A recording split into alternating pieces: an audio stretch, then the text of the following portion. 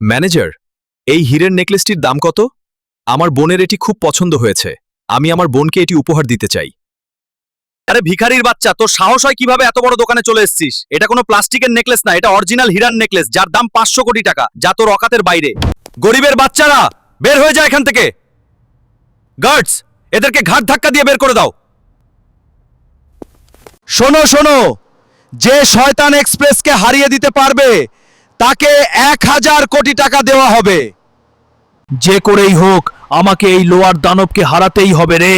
আমার বোনের খুশির জন্য আমাকে 1000 কোটি টাকা জিততেই হবে।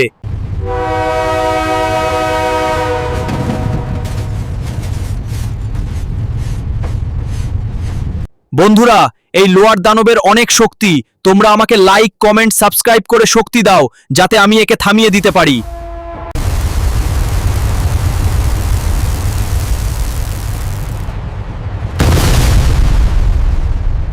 তুমি শয়তান এক্সপ্রেসকে হারিয়ে দিয়েছো।